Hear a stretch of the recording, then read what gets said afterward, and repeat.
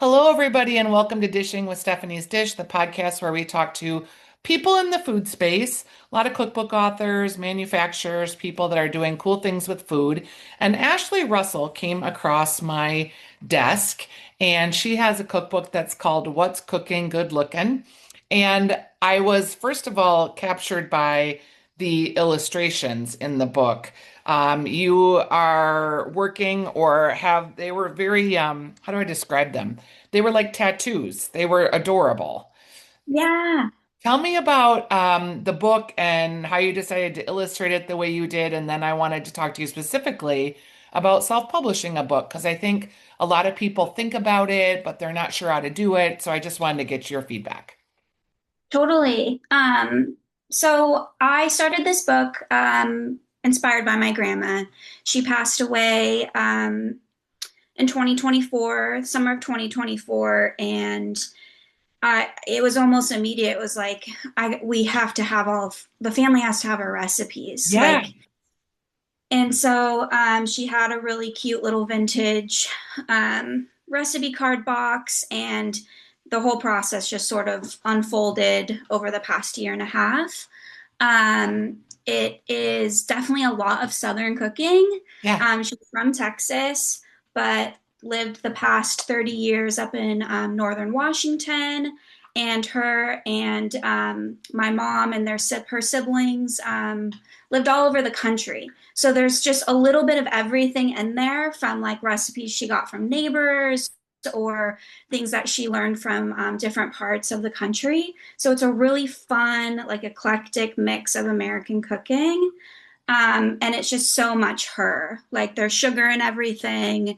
And it's just, I'm so happy to have all of the family favorites in one place. Yeah. Did you work with members of the family or was it primarily, did it fall on you to compile everything?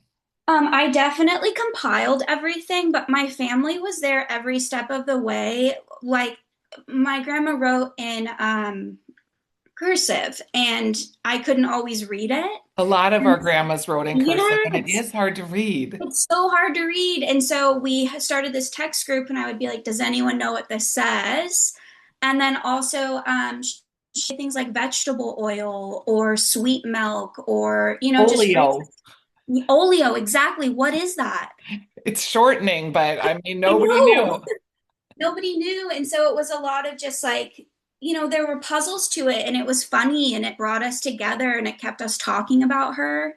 And then, in addition to the community that I reached out to here in Portland, all my family members helped recipe test because it's like they remembered how it was supposed to taste. So it was almost like, I think that this is missing this because she didn't write everything down. Yeah, Like a lot of things lived in her head. yeah. Had you Um, ever done this before or anything like this? What's your background No, in cooking? no. So I worked for a decade in costume design. I worked on a lot of small budget indie film and TV. And so I think I'm used to like, okay, we have this big hurdle of a project ahead, but I've never written a book. I've never written a cookbook. And the whole process was such a journey, but it was all so much fun. I think because I was like learning and uncovering things about my family along the way. And Yeah, yeah. the So, creative, yes. oh, well, the creative process too, I think, you talk about being a costume designer. I didn't really think about writing a cookbook or recipes or being a recipe developer as a creative endeavor until I kind of started doing it more. And then I was like, oh yeah, this does require creativity. And this is where I scratch that itch. Yes, totally. I agree with that. It is super creative, and I never realized that either.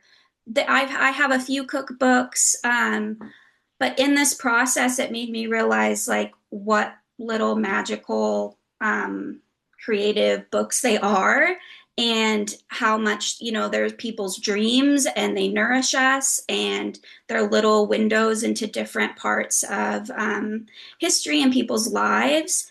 And they're just pretty cool. And Yeah, and people talk about like I'm in the process of I just released a book in September, so I'm out at bookstores and grocery stores and selling the book everywhere. And a Yeah. lot of people are like, oh, nobody really needs cookbooks anymore. And I was like, well, actually, you can always look up a recipe on the internet. That's there. But Yeah.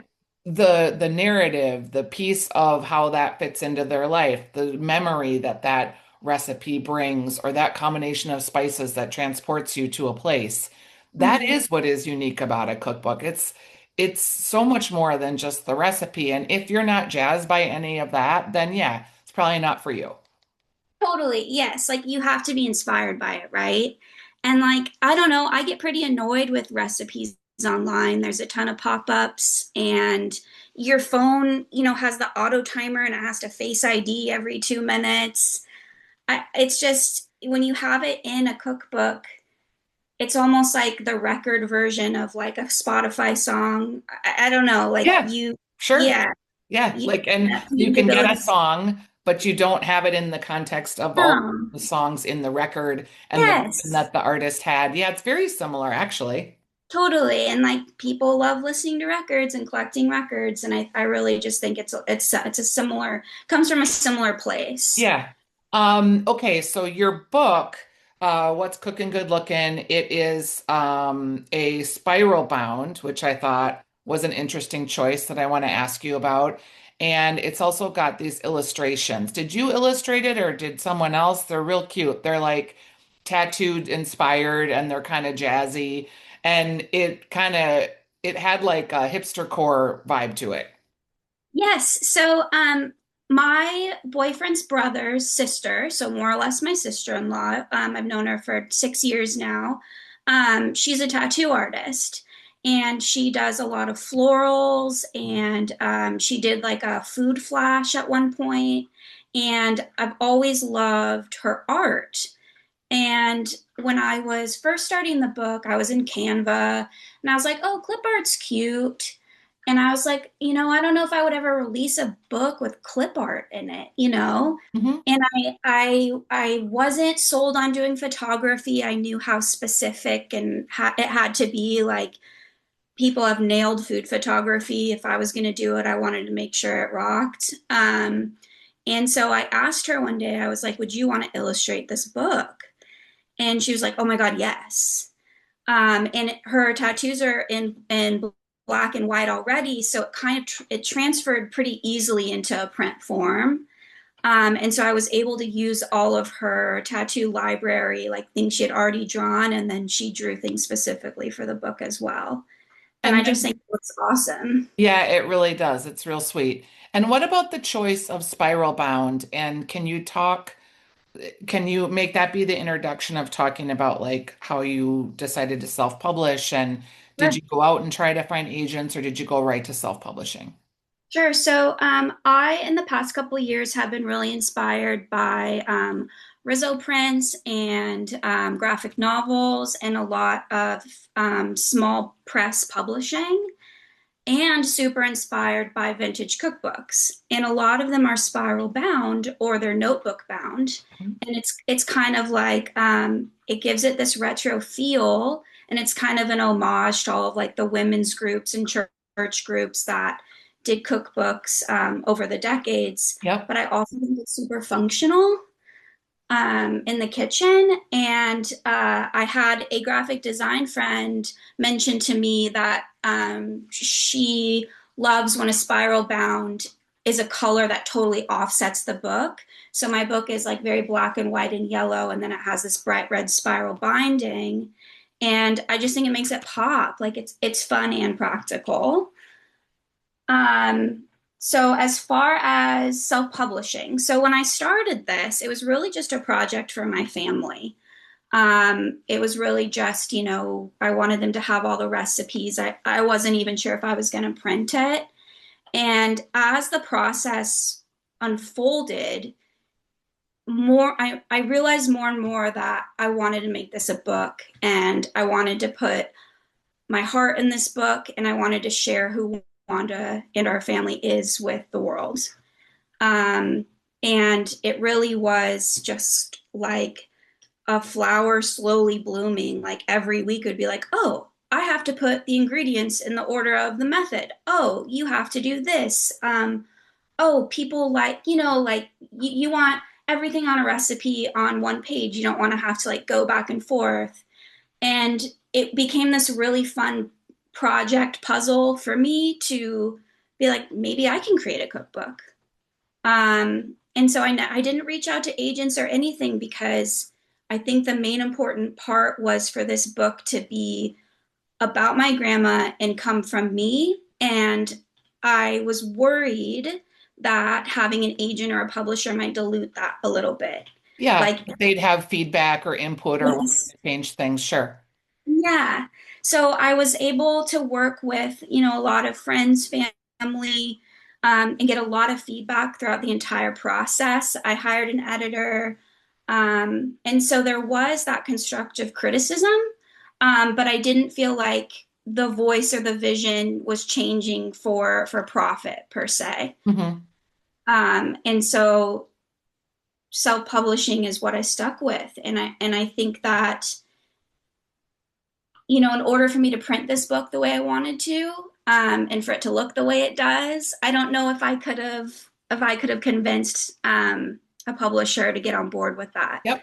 So then you make that decision and you've got your book assembled or your PDF pages essentially. Did you tell me about like, did you go out and just Google like how to self-publish? Did you figure out like how to print on demand? Was there color considerations? Kind of walk me through that process a little bit. Sure. So I did start looking up print on demand and I started Googling, how to write a cookbook. I listened to Maggie Green's podcast, Cookbook Love, like religiously. Yep. I got books on the subject and I really just created like it was my own research project and I was learning as I went. What turned me away from doing like on demand printing or online publishing was that I really wanted it to be spiral bound. I knew that from the beginning almost. And I really wanted to do a mixture of Rizzo printing. And I wanted the paper, I just wanted everything to be really high quality and feel like her note cards, feel like her recipe cards. And I didn't think I would get that with online printing. So I went and talked with a few print shops here in Portland, Oregon, and Brown Printing like got the project right away, and I've been working with them for the past several months to get And it so printed. have you printed like X amount and you're kind of selling stock as you go? Yeah, so budget has been a concern throughout this whole process. Like anyone who's made a cookbook knows it gets very expensive between recipe testing and I did end up doing photography. I did it myself. All of those things really add up. And so I did an initial print run of 300, which is almost gone at this point. I just picked it up in the beginning of the month, and Brown's doing another run of I think 300 for the 1st of December, so I can have more for the holidays. And then do you package them up and ship them when people make an order? Can you talk a little bit about that? Because people Yeah. don't think about that, but you have to buy like special envelopes. You have to go to the post office. There is a category for media mail that makes it a little cheaper, but it's a process. It is a process. Like every bit of this has been such a process. And so yeah, I had about 180 orders to ship out when I got all the books from recipe testers, pre-orders, family, you name it. And our whole living room and kitchen was just like stacked with boxes.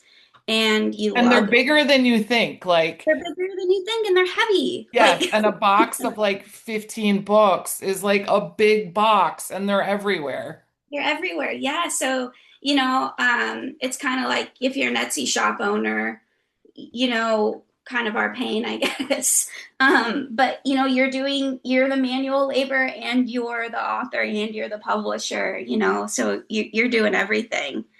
And I lugged them all down to the UPS and USPS and shipped them off.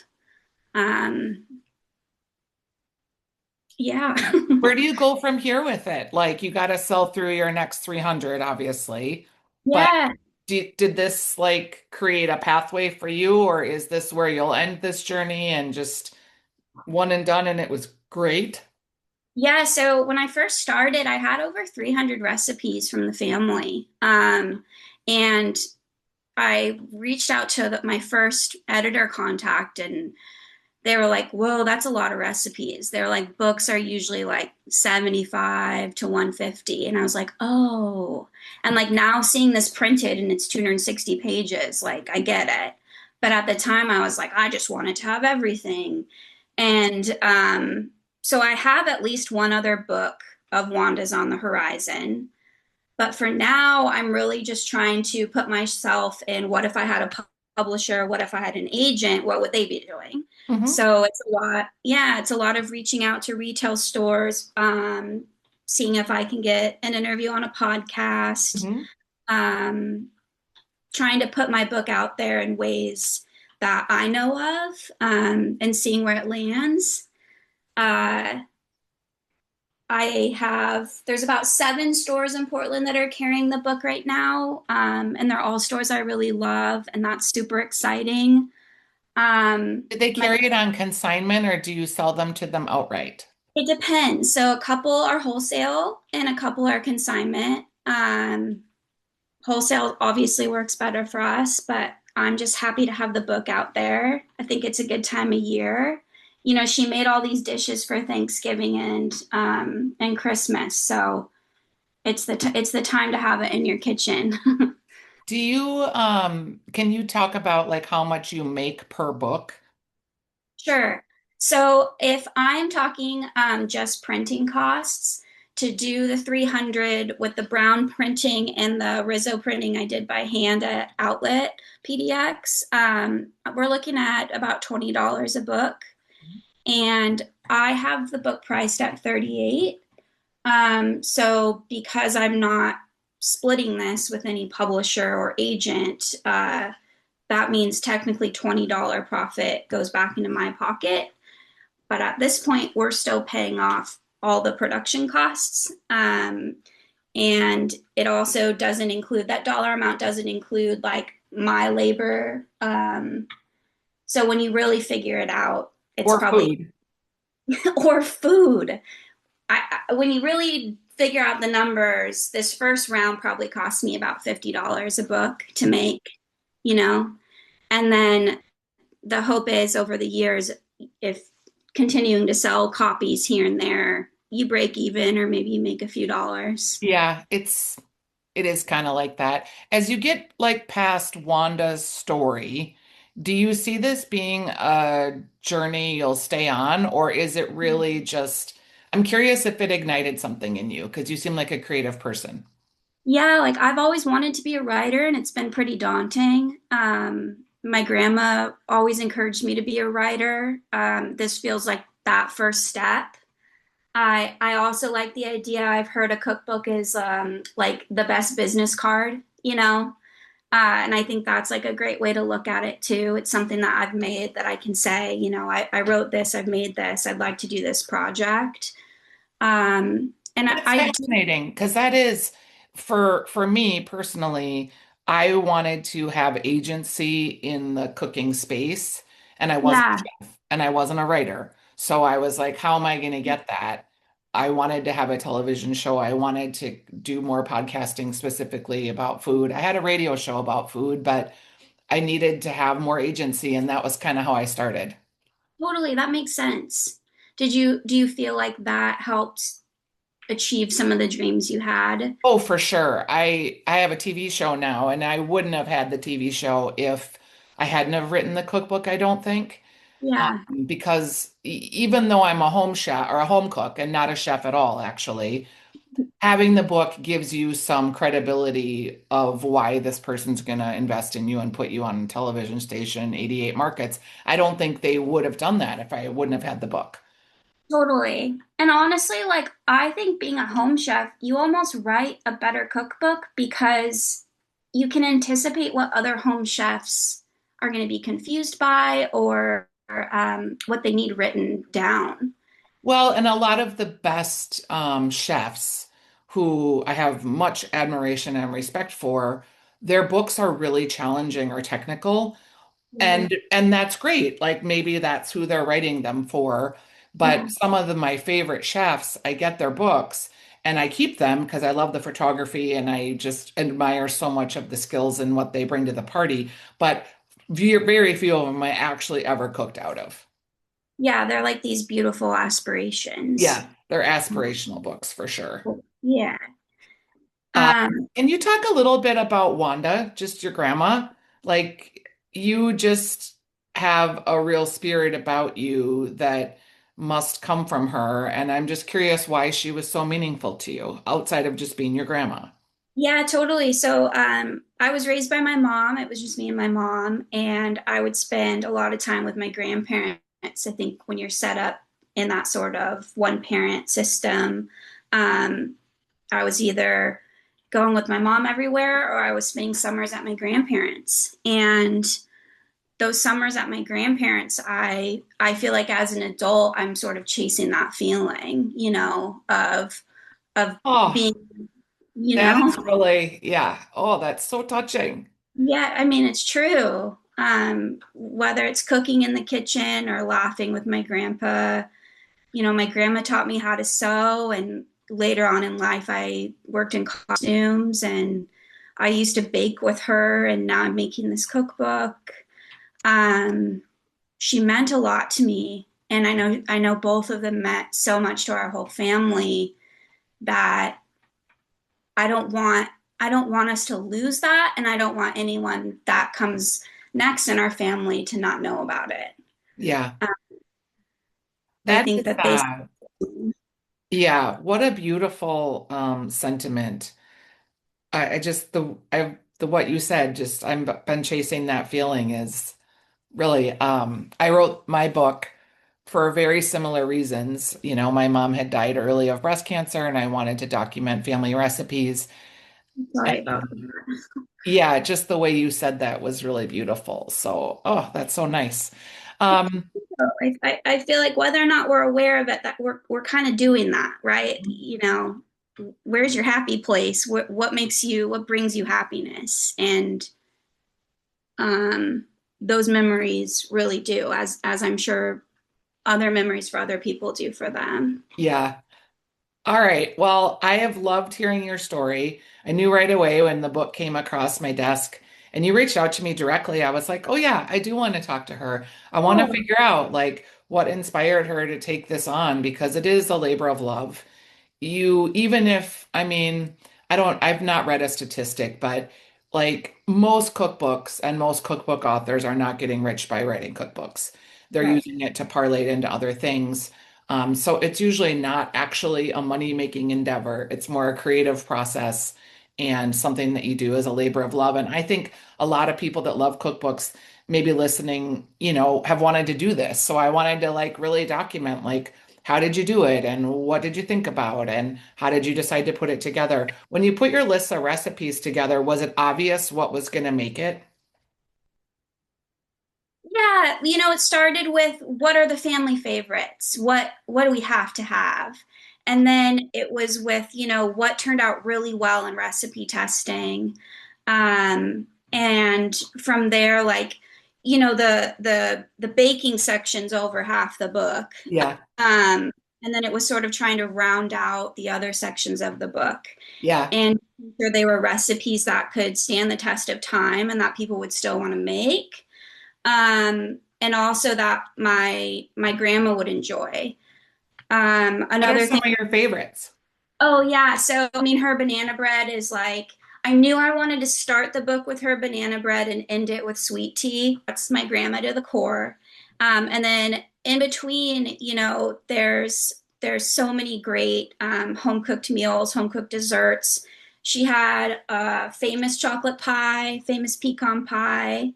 Her Italian cream cake is to die for. It's like a coconut cake.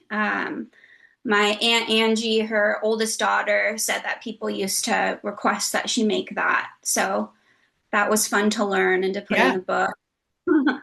And now you Yeah. know how to make all the things too, or a lot of the things. Yes. My family's like, well, I guess you're cooking for Thanksgiving now because Yeah. all of her recipes. Oh, that's Uh, so great. I yeah. really enjoyed talking to you. It is Ashley Russell. The book is, I wrote the What's Cooking Good Looking. Sorry. It is a really beautiful, fun, different way to approach this topic of cookbooks. And I was really, I'm impressed by what you did. And I know your grandma would be, she would love it. She'd be real proud of you. Thank And you. it's really nice to talk with you and share your story. I'll put a link to the book in the podcast notes and put that all together, and hopefully we'll help you sell through your next 300, Ashley. Thank you, Stephanie. I really appreciate it. Yeah, it was great to hear your story and to just spend time with you. Good luck. Thanks. Have a good day. Okay. All right. Bye-bye.